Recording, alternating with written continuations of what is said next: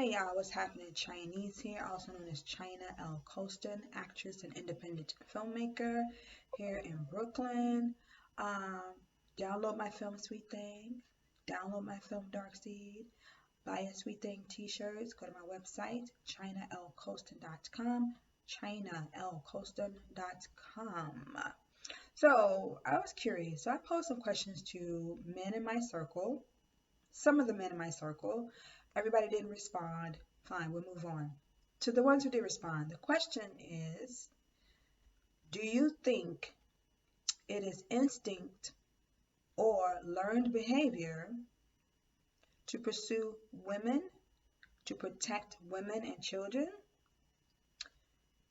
to predominantly provide for women and children as men? And out of the men who responded via text, 90% said that it is instinct to realize all these things. Pursuing women is instinctual. Protecting women and children is instinctual to men. Predominantly providing for women and children is instinctive. And then there were maybe 3 or 4, I guess 10% said it is what. And it, to be fair, some of them who said it was instinctual, predominantly instinctual, they also said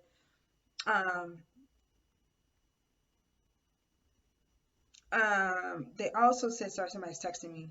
They also said that it depends on um someone said learned behavior when given the right leadership, right? Those same instincts can be unlearned if not reinforced. Someone said, he said instinct was his answer, but he said, I think the opposite is learned. We naturally want to protect and provide for women and children. If they are happy and taken care of, then all is right with the world. One of the gentlemen responded in that manner. Um, um,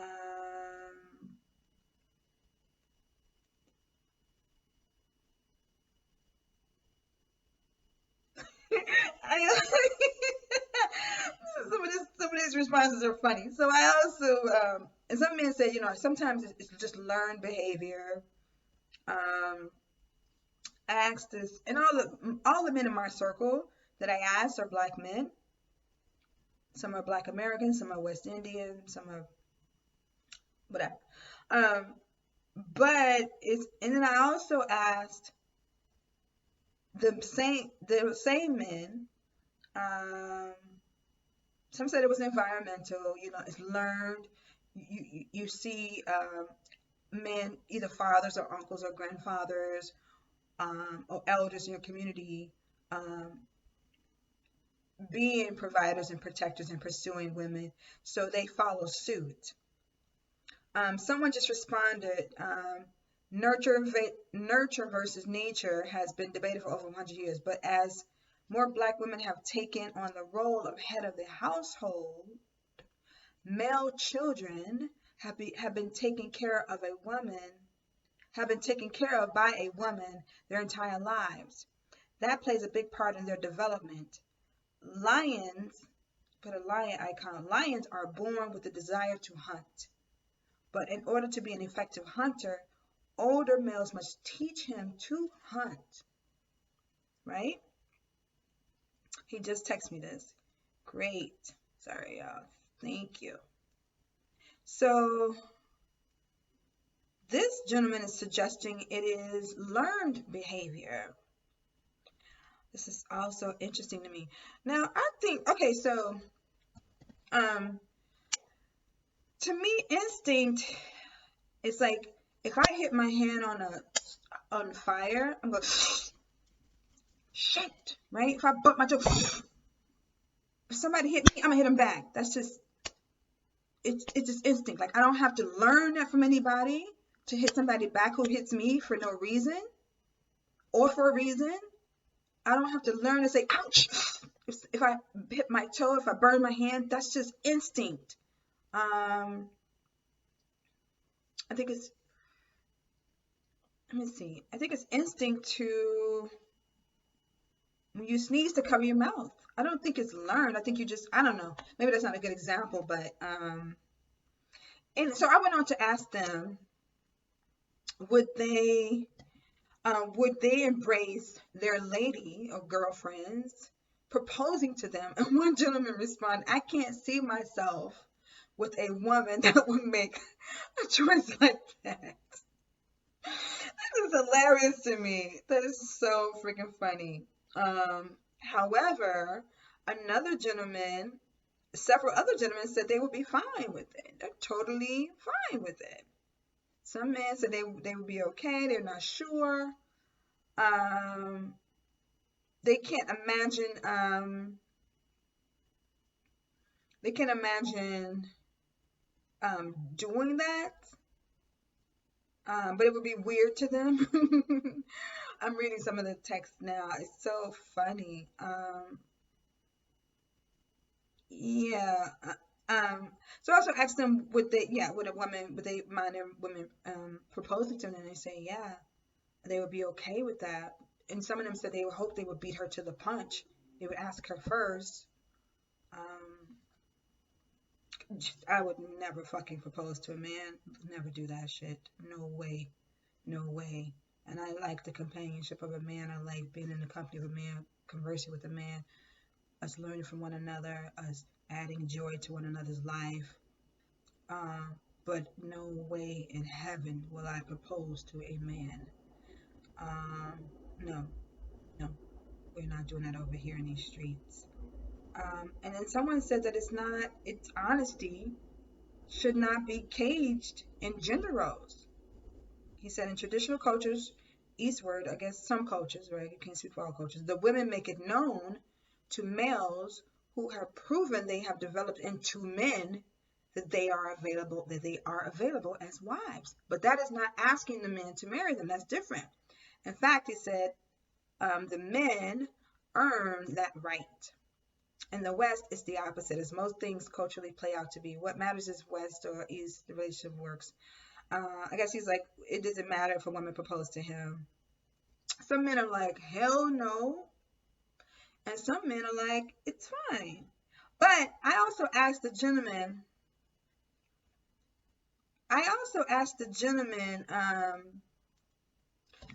on the train, some stranger, because I'm just curious like that. I was like, if a woman you were involved with, would you be okay with her proposing to you? He said, I would be fine with it. I said, but why wouldn't you propose? So why wouldn't you have proposed to her by now? He's like, because, maybe it's a baby mama's issue or my finances not in order. I'm like, well, if those things are still existing, why would you say yes to her? You're not asking her to marry you because those things are not lined up the way you'd like them to be. So why would you say yes? Because those things are still out of line. So that's not making sense to me. But then he went on to ask me to marry him because he said he liked my voice. Okay. He was really nice, though, for entertaining my question. Someone else responded, he said the women in the East are choosing by dancing around the man so he can choose back. That's still not asking him to marry her. That's a whole nother action. So she's expressing interest. I mean, most women, regardless of culture, we'll verbally and non-verbally let you know through our actions, through our commitment, through our interactions with you that we're interested in being with you for a long time. We all do it. To me, it doesn't matter. He said, to me, it doesn't matter if a woman proposed to him. Honestly, whoever feels that way first can ask, regardless of the gender. This is deception-free honesty. Okay. So, and I wish I would have asked some men who were in their 20s. I'm curious to hear their response. One man at the river, down by the riverside, a Caucasian man, by the way, I guess it didn't matter, but I'm just going to say it anyway. I asked him, would he be comfortable with a woman asking him, who he was involved with for a year or more, to marry him? He said, yeah, he'd be okay with that. And I said, would you also be comfortable with her protecting you if someone was coming you all's way to attack you? He's like, yeah, I'll be okay with that. He said, but it's my, I was like, I wouldn't be mad with her. I'm like, I'm not saying would you argue with her, of course, but you wouldn't want to protect her. He's like, well, it's my instinct to protect her, but I also learned that from my father and the people, the men in my community, you know, that's the man role and the woman role. But your instinct, that's not learned. Instinct is not learned. It's like, if I almost fall, I'm a grab a hold. I don't have to watch anybody do this because it's just instinct. It's survival mode. Sorry, my phone just fell. But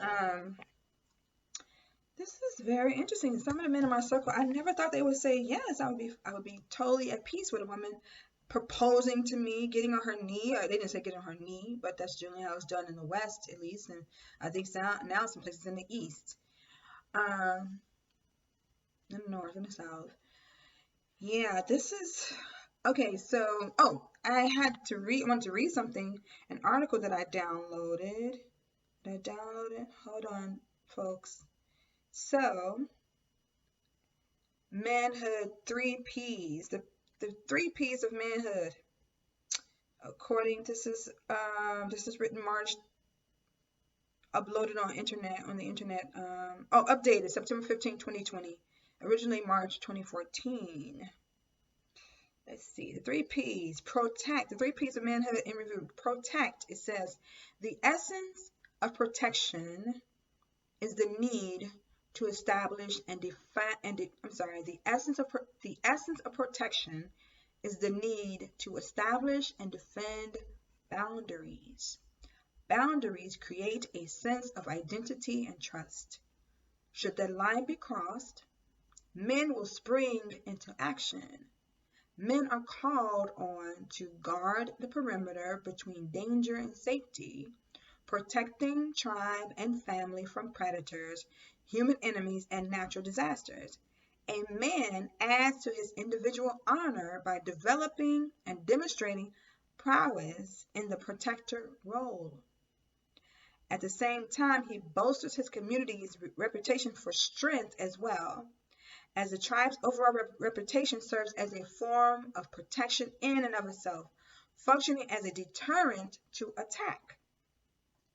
The protector role requires physical strength and endurance, skill in the use of weapons and strategy, courage, the ability to stand one's ground even when inwardly scared, physical and emotional stoicism, and an insensibility to physical pain and coolness under pressure, voluntary, graceful acceptance of one's expendability. A man glories in the fact that he may have to lay down his life for his people. Shout out to Mr. Long. Public demonstration of one's aptitude in the protector role, as shown through physical contests, wrestling, sparring, competitive sports. It is important not only to demonstrate strength and skill in these contests, but to show one's gameness, that you're a scrapper who will keep coming back for more even when battered.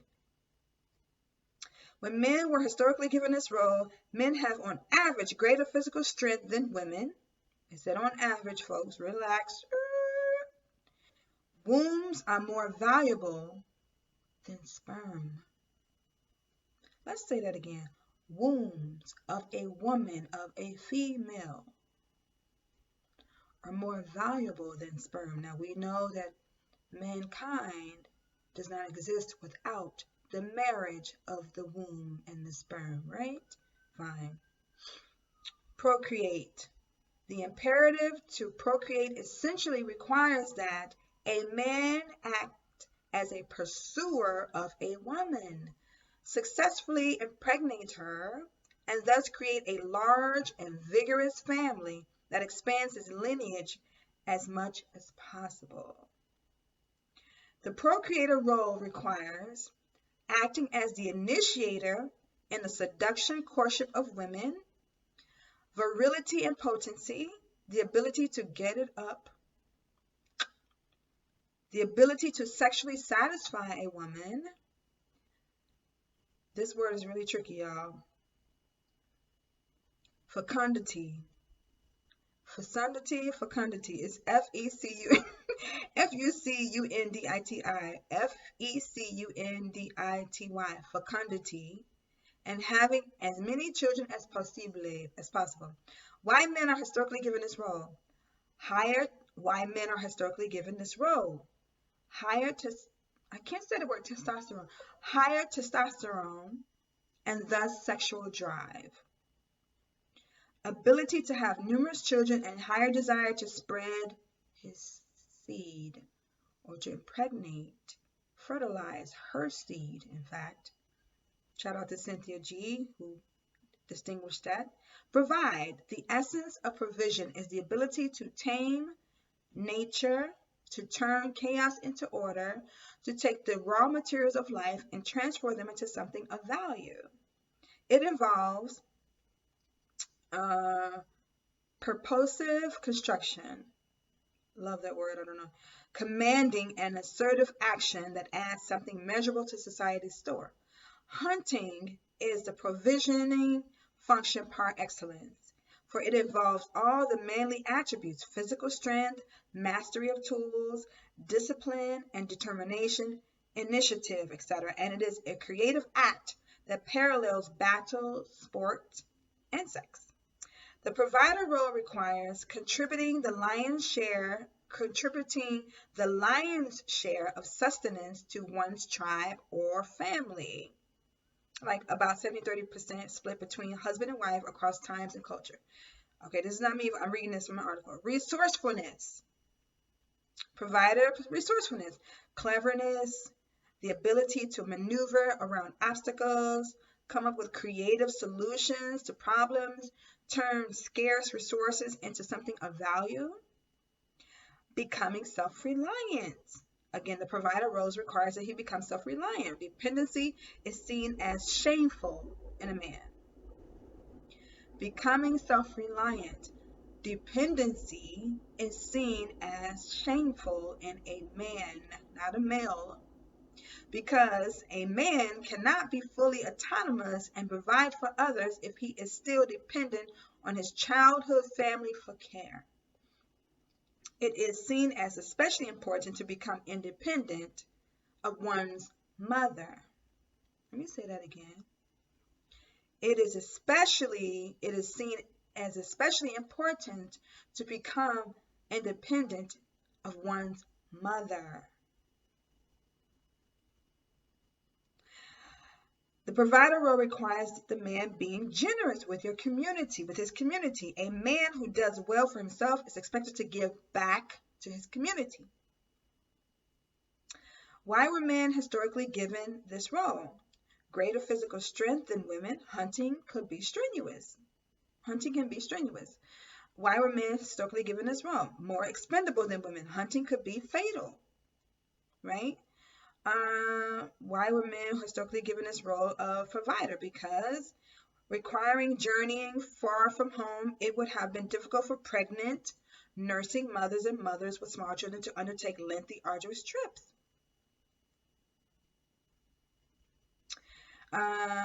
Okay, it says there are several shared standards. There are several shared standards and necessary prerequisites that are common to all three of the P's of manhood and earned status. Manhood is different from biological maleness. Manhood is different from biological maleness, and it does not accrue to a man naturally through maturation. Rather, manhood is a status of honor that must be earned through merit by demonstrating excellence in the manly imperatives. Let me read that again. Manhood is different from biological maleness. Manhood does not accrue to a man naturally through maturation. Rather, manhood is a status of honor that must be earned through merit by demonstrating excellence in the manly imperatives.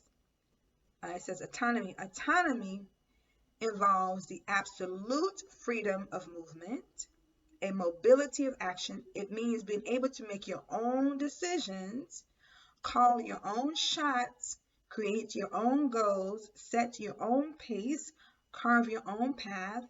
If restrictions are placed on the ability of a man to strive for excellence in the provide, protect, and procreate, the chance to achieve manhood and the existence of a true culture of manhood disappears.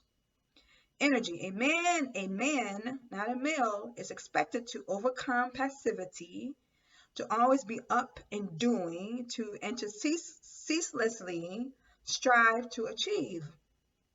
A man is charged with taking the initiative in any endeavor, be it courtship or business.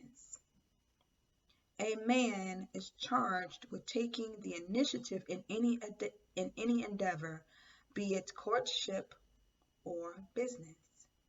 And yeah, it's a lot here, but it says, okay, across cultures and time, the journey to manhood has been considered a threefold path. Manhood can be viewed as a mighty edifice that must be built with three pillars of support. If one of the pillars is missing or weakened, too much stress is placed on the remaining pillars, twisting and contorting them.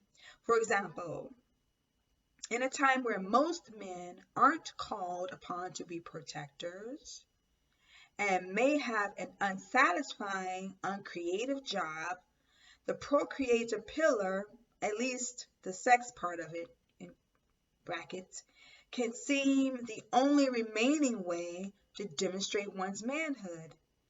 Designed to be just one part of a man's multifaceted life, the pillar of procreation is forced to support much more weight than it was intended, turning sex into an unhealthy obsession. Each of the pillars is important, and each interacts and interrelates with the others. For example, a man who demonstrates prowess as a protector can win the respect of his fellow men who then wish to partner with him in hunting, business, offering him the chance to become a better provider. And a man who is a better provider will attract more women, leading to the opportunity to become a procreator.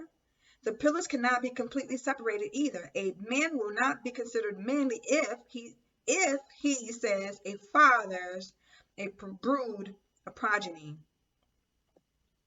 but fails to provide. But if the father fails to provide for them, a failure to contribute in one or more of the manly imperatives is considered shameful, even if this failure is due to a disability or a circumstance outside of the man's control. But a man can mitigate this shame if he seeks to find other ways to pull his own weight by striving for greater excellence in the charges in which he can contribute. For example, a frail man might still strengthen his tribe by developing technological innovations. An infertile man might work to become a mighty warrior or a matchless hunter. However he can, a man tries not to be a burden to others. The greatest shame and scorn is reserved for a man who can't or won't strive in the pursuit of manhood and doesn't care either. Okay, y'all, that's a lot. Woo!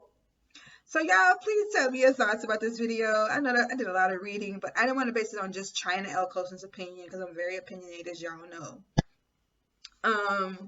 Yeah, so one, I will never ask a man to marry me. I'm never doing that shit.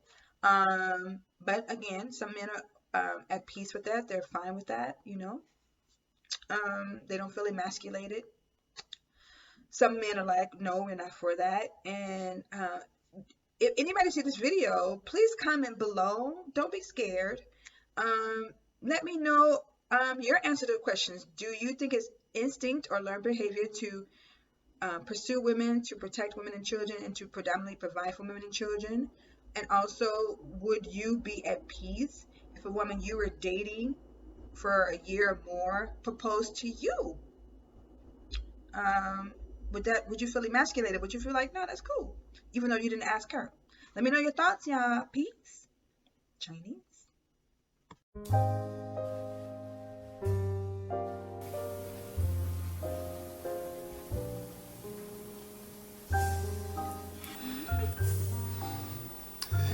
Hey. Happy anniversary, man.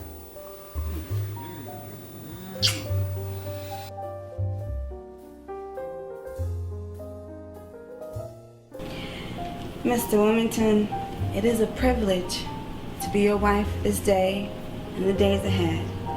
I love you, babe. Happy anniversary. Thank you. My poem is titled Dark Seed. Mommy! We can make liars out of the naysayers and bricklayers of deception, those who have tried to curse my birth from its very inception. I want a baby. But we both said we didn't want kids. I know. Matter of fact, you insisted on I it. know, but that was 5 years ago. You know, I've changed my mind. Can we kill this conversation? Can't you picture a little me or a little Idris Jr. running around here getting on my last? You're just romanticizing shit. You're not thinking about how much we'd be giving up. There'd be no more me time. No more you time. No more we I time. want to have your goddamn baby. I want to have your baby.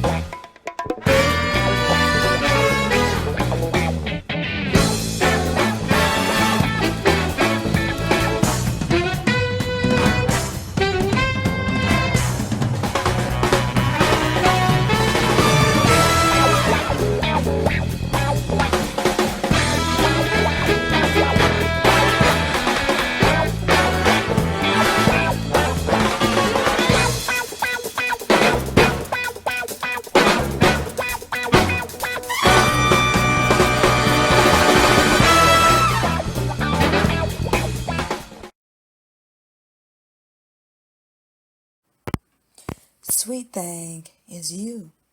Sweet thing is me.